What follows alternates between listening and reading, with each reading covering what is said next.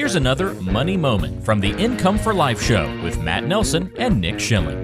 Robinhood is restricting the little guy because the little guy figured out how to stick it to the big guy. Yep. This is what you're hearing, okay? They figured out how to stick it to the big guy and make a lot of money doing it, and Robinhood's not allowing him to do that anymore. Correct. So, And that's a neat story, but it's not the full story. it is not the full story. And you know, it can be the thing that makes headlines. But what Robinhood was doing, and I'm not saying Robinhood did this correctly in the court of public opinion. They did not. And they didn't explain themselves the way that they needed to. But what Robinhood was doing is they have a bunch of regulatory requirements on the back end of all of these people opening up accounts and trading, that they need to have a certain amount of capital available as the custodian of this and as the broker and dealer of all of these securities to be able to be a solvent, viable dealer for all of their clients. All of their clients, not just GameStop. Not just the GameStop and AMC people that are trading in a frenzy.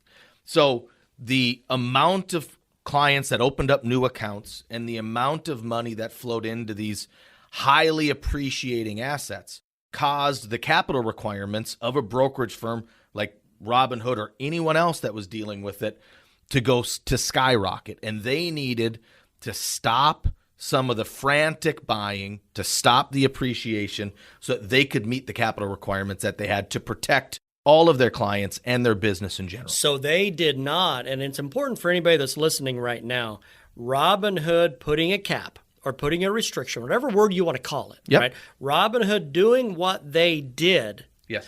They didn't do that to try to stop the little guy from winning to let the big guy catch up. They did not do it for that purpose. They did it because of the regulatory requirements that they have in order to sustain a business. Correct. They needed to do it from a regulatory requirement. And these clients could have closed out their accounts and went somewhere else, bought the shares. They had the ability to do it. The actual stock exchanges, NASDAQ and New York Stock Exchange, they did not stop trading in these things. Yeah, they could care less. The individual broker-dealer, Robinhood, put some restrictions on it, which they have the right to do it. I'm not saying it's the right thing, but they needed to do it to meet the regulatory requirements that they had. Well, that was the choice they took. Completely understand how traders were upset at that decision. Oh, yeah. They can obviously beat them up in the court of public opinion, or the better way to beat them up is move to a different brokerage Go house. to Fidelity, for if you example, don't or like go it, to wherever. what they're doing. So you can move with your feet and with your money, and that will be a bigger harm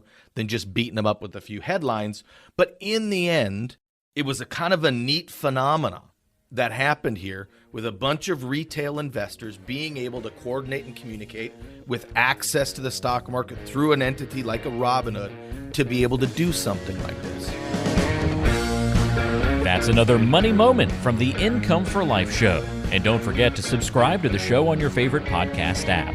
And if you have any questions for Matt and Nick or want to get a complimentary financial review, just go to incomeforlife.org. That's incomeforlife.org.